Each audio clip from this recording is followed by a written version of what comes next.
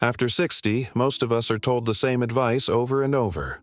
Walk more, keep moving, stay active. And walking is good, no question. But here's what nobody mentions. Walking alone won't rebuild the strength you've been losing since your 40s. It won't restore the balance that keeps you from grabbing the wall when you stand up too fast. And it certainly won't reverse the silent muscle wasting that's already begun, the kind that turns a stumble into a fracture and a fracture into 6 months of fear. The truth is, walking maintains, but it doesn't rebuild. And after 60, maintenance isn't enough. Right now, around 30% of adults over 65 will fall at least once this year. A third of those falls will cause an injury serious enough to limit independence. But the real shock isn't the fall itself, it's what led to it. Years of slow, unnoticed decline in leg strength, hip stability, and reaction speed. The kind of decline that walking simply can't reverse. And here's the part that gets buried. Most of that decline is optional. It's not age, it's disuse. And disuse can be undone, but only if you do the right things. So, if you're still relying on daily walks to keep you strong and steady, you're missing the deeper layer. Today, we're going to walk through 7 movements that do what walking can't. These aren't exercises you do at a gym or with complicated equipment. These are movements you can start in your kitchen, your hallway, your living room. Movements that target the exact systems walking overlooks. And I'm going to show you how to build them into your day without adding an hour to your routine or risking injury. Number 7 might surprise you. Number 2 will probably make you uncomfortable. And number 1 is so simple you'll wonder why no one told you sooner. But first, let me ask you this. Where are you watching from today? And how old are you? Drop it in the comments. I read every one, and it helps me understand who's here. Let's start with number 7. Sit to stand repetitions. You've been doing this movement your whole life without thinking about it. You sit down, you stand up. But after 60, this single action becomes one of the most reliable predictors of how long you'll stay independent. Studies tracking older adults over multiple years consistently show that people who struggle to rise from a chair without using their hands face significantly higher risks of hospitalization, falls, and loss of autonomy. It's not about the chair. It's about what the movement reveals: leg strength, core stability, and hip power. All 3 decline faster than most people realize, and walking doesn't challenge them enough to bring them back. Here's why. When you walk, your body weight shifts from one leg to the other in a rhythm that requires surprisingly little force. But when you stand up from a seated position, you're lifting your entire body weight vertically using only your thighs, glutes, and core. That's a completely different demand. And if you've been avoiding that demand by pushing off with your hands, every time you sit or stand, those muscles have been quietly weakening for years. The mechanism is simple. Muscles that aren't loaded don't grow. Muscles that aren't challenged don't strengthen. And muscles that aren't used begin to waste. Large institutions tracking muscle loss in aging populations have found that leg strength can drop by as much as 15% per decade after 50 if it's not specifically maintained. That's not a small number. That's the difference between standing easily and needing help, between catching yourself and hitting the floor. And walking, as beneficial as it is for your heart and your mood, doesn't load your legs enough to stop that slide. Let me tell you about Robert. He's 72, a retired electrician who used to climb ladders and crawl under houses for 40 years. When I met him, he was walking 2 miles every morning, proud of his consistency, frustrated that his knees felt weaker and his balance felt off. He could walk fine, but getting out of a low car seat or standing up from his grandkids' floor took effort and sometimes a hand on the armrest. We didn't add more walking. We added sit-to-stand reps. 5 times after breakfast, 5 times after lunch, 5 times before bed. No weights, no machines, just his kitchen chair. Within 3 weeks, he stopped using his hands. Within 6 weeks, he could stand from a lower seat. Within 2 months, he was getting off the floor without grabbing anything. The change wasn't in his walking. It was in his strength. Here's how you do it safely. Choose a sturdy chair with no wheels and a seat height that lets your knees sit at about 90 degrees when you're seated. Sit down fully, feet flat on the floor, hip width apart. Now, stand up without pushing off with your hands. If you can't do that yet, use your hands lightly for balance, but try to let your legs do the work. Lower yourself back down with control, don't drop. That lowering phase is just as important as the lift. Do 5 reps. Rest a minute. Do 5 more. Start with 2 sets a day, morning and evening. As you get stronger, go slower. A 3-second stand, a 3-second lower. When that feels easy, try it from a slightly lower seat, like a step or a sturdy box. Your goal isn't speed. It's control and strength. If your knees hurt, don't force it. Check your foot position. Heels should stay down. Knees shouldn't collapse inward. If you feel unstable, keep a wall or counter nearby for safety, but try not to rely on it. And if you have significant joint issues, talk to a physical therapist about modifications. But for most people over 60, this movement is not only safe, it's essential. It's the difference between sitting and getting up and needing someone to help you stand. That's why it's number 7. But it's just the beginning. Now let's talk about number 6, single leg standing, also called one-leg balance. This is the movement that exposes a problem most people don't realize they have until it's too late. Your balance isn't just about your inner ear or your eyesight. It's about the thousands of tiny adjustments your muscles, tendons, and nervous system make every second to keep you upright. And after 60, those adjustments slow down. Not because your body is broken, but because you've stopped challenging it. Walking on flat ground, sitting in chairs, moving in predictable patterns, all of that is stable, safe. But stability doesn't train balance. Challenge does. Research from fall prevention programs has consistently shown that people over 60 who cannot stand on one leg for at least 10 seconds have a much higher risk of falling within the next year.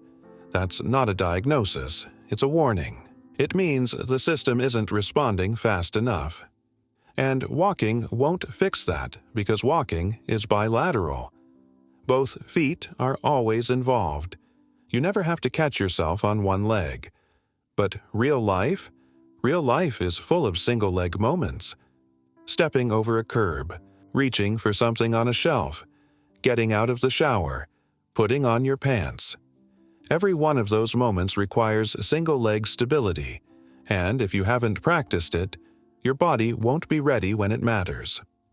Here's the mechanism. When you stand on one leg, your hip stabilizers, especially the gluteus medius, have to fire constantly to keep your pelvis level. Your ankle has to make micro-adjustments to keep you from tipping. Your core has to activate to prevent rotation. And your nervous system has to coordinate all of that in real time. It's not strength alone, it's integration. And integration fades without practice.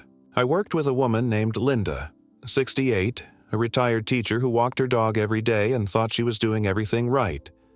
Then, one afternoon, she stepped off a curb wrong, twisted her ankle, and ended up with a fracture that took 3 months to heal. She told me she didn't understand how it happened. She wasn't weak, she wasn't sick. But when I asked her to stand on one leg, she couldn't hold it for more than 2 seconds. Her body had no training for instability. We started single-leg stands. Every day, right in her kitchen while she waited for her coffee to brew. 30 seconds on each leg, then a break, then another round. In 2 weeks, she was steady for 20 seconds. In 6 weeks, she could stand on one leg while brushing her teeth, no wobble. Her dog walking didn't change, but her confidence and her body's response to imbalance completely transformed. Here's how to practice it safely. Stand next to a counter or sturdy chair. Lift one foot a few inches off the ground, knee bent. Keep your hips level, don't lean to the side. Try to hold for 10 seconds. If you can't, use a light fingertip touch. On the counter for balance, but try to rely on it less each day. Do 3 rounds on each leg. As you improve, try it with your eyes closed for a few seconds. That's a much bigger challenge. Or try it while turning your head slowly left and right. That trains your vestibular system. This isn't about showing off. It's about training your body to recover when life gets unstable. And life will get unstable. The question is whether your body will be ready. Let's move to number 5. Heel raises, also called calf raises. This one doesn't get nearly enough attention, and that's a mistake. Your calves aren't just for walking. They're your body's return pump, pushing blood back up from your feet toward your heart. They're critical for balance, for pushing off when you walk or climb stairs, and for stabilizing your ankles. But calf. Strength, like everything else, declines with age and inactivity. And weak calves mean weak ankles, which means every uneven surface becomes a risk. Here's what most people don't realize. When your calves are weak, your gait changes. You start shuffling a little more. Your steps get shorter. Your feet don't leave the ground as much. That's not laziness. That's compensation.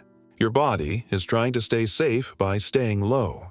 But that compensation has a cost. Shorter steps mean less balance challenge. Less push-off means less power.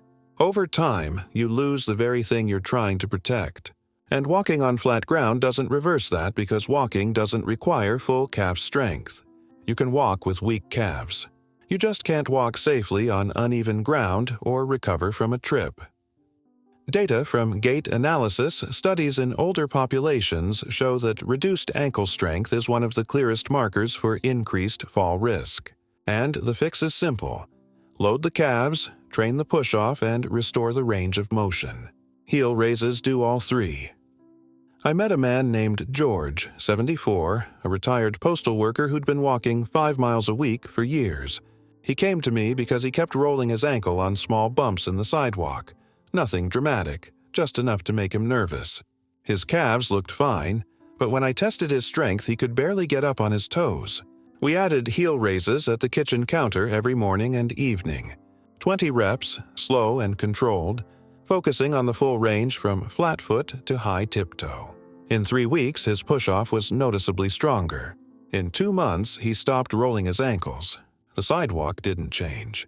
His body did. Here's the protocol. Stand facing a counter or wall for balance. Rise up onto your toes as high as you can. Hold for 1 second, then lower slowly.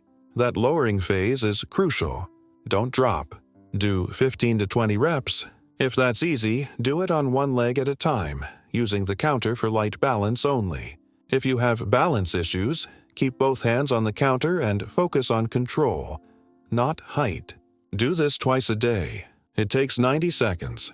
And over time, you'll notice your steps feel more powerful, your balance feels more solid, and uneven ground stops being a threat. That's number 5. But we're just getting started. Number 4 is going to challenge you in a different way.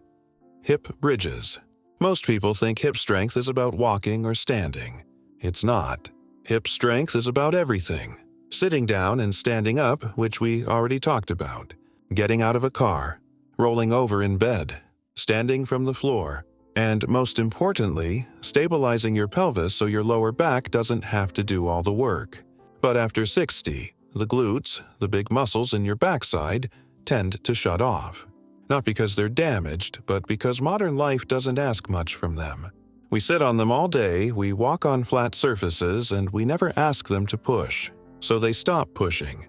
And when your glutes stop working, your back takes over, your knees take over, and your body starts breaking down in ways that feel inevitable but aren't. Research into lower body strength in aging consistently points to glute activation as one of the most protective factors for spine health, hip stability, and fall prevention. Strong glutes mean better posture, less back pain, and more power in every movement that requires you to stand, step, or lift.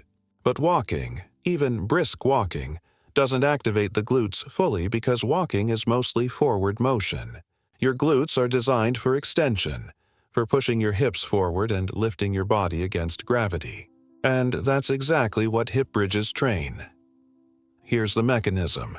When you lie on your back and lift your hips, you're asking your glutes to do the one thing they're built for: extend the hip. At the same time, your core has to stabilize to keep your ribs from flaring and your back from arching too much. The result is a movement that strengthens the entire posterior chain, the back of your body, without stressing your knees or spine. It's safe, scalable, and incredibly effective. And almost no one over 60 is doing it. Let me tell you about Patricia.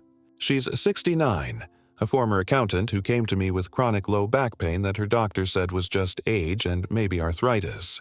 She'd tried walking, stretching, even yoga. Nothing helped. When I watched her move, I could see the problem. Her glutes weren't firing. Every time she stood up or bent forward, her back did all the work. We started hip bridges on the floor, 10 reps twice a day. She hated it at first because she could barely feel her glutes working. But I told her that was the point. We were waking them up. In 2 weeks, she could feel the burn in her backside instead of her back. In 6 weeks, her back pain was 50% better. In 3 months, it was gone.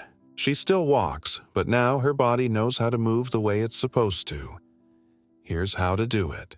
Lie on your back on a yoga mat or carpet, knees bent, feet flat on the floor about hip-width apart, arms by your sides. Press through your heels and lift your hips toward the ceiling until your body forms a straight line from shoulders to knees. Squeeze your glutes at the top. Hold for 2 seconds, then lower slowly. Don't let your back arch excessively. Keep your core engaged. Do 10 to 15 reps. If that feels too easy, hold the top position for 5 seconds, or lift one foot off the ground and do single-leg bridges for a bigger challenge. If it feels too hard, start with a smaller range of motion. Just lift your hips a few inches. Do this every day, either in the morning or before bed. It takes less than 2 minutes. And over time, you'll notice your back feels better, your posture improves, and standing from a chair or the floor gets easier. That's number 4, and it sets you up for what's coming next. Now, let's get to number 3. Step-ups. This movement is one of the most functional things you can do after 60, and it's one of the most neglected. Why? Because it's hard, and because most people avoid hard things, especially when walking feels easier. But here's the truth. Walking is horizontal. Life is vertical. Stairs, curbs, getting into a truck, stepping over a dog gate, every one of those requires you to lift your body weight with one leg against gravity. And that demand is massive. If you can't do it, you lose access to parts of your environment. You start avoiding stairs. You hold the railing with both hands. You stop going places that require stepping up. And that's when independence starts to shrink. Step-ups train unilateral leg strength, meaning one leg at a time, which is exactly how you move in real life. They also train hip extension, knee stability, and balance under load. And because you're moving vertically, they challenge your cardiovascular system more than walking does, which means better conditioning without needing to walk faster or farther. Studies of lower body strength in older adults consistently show that the ability to step up onto a standard stair height is one of the strongest predictors of functional independence. If you can step up, you can navigate the world. If you can't, the world starts closing in. I worked with a man named Tom, 71, a retired firefighter who prided himself on staying active. He walked, he gardened, he played with his grandkids. But he started avoiding his daughter's house because it had a steep front step and no railing, and he didn't feel steady going up. He didn't want anyone to notice. When we tested his step-up strength, he could do it, but barely. His knee wobbled, he had to push off with his arms, and he looked scared. We started with a low step, just 4 inches, a wooden box in his garage. 5 step-ups on each leg, twice a day, slow and controlled. Within a month, he was using a 6-inch step. Within 2 months, he was back at his daughter's house, walking up that front step without hesitation. He didn't get younger. He got stronger. Here's the protocol. Find a sturdy step, box, or stair. Start low, around 4 to 6 inches if you're new to this. Place one foot fully on the step, heel down. Press through that heel and step up. bringing the other foot to meet it. Step back down with control, leading with the same leg. That's 1 rep. Do 5 to 10 reps on each leg. Keep your torso upright, don't lean forward excessively. If you feel unstable, use a wall or railing for light balance, but try to let your leg do the work. As you get stronger, increase the height of the step. An 8-inch step is the standard stair height in most homes, so that's your functional goal. Do this 3 to 5 times a week. And if your knee hurts, check your form. Knee should track over your toes, not collapse inward.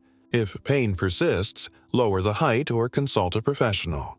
But for most people over 60, step-ups are not only safe, they're essential. That's number 3, and now we're getting into the territory that most people ignore completely. Number 2 is going to make some of you uncomfortable. Getting down to the floor and back up again. Not for exercise, just to prove you can. This movement, often called the sit-rise test, has been studied extensively in aging populations, and the findings are striking.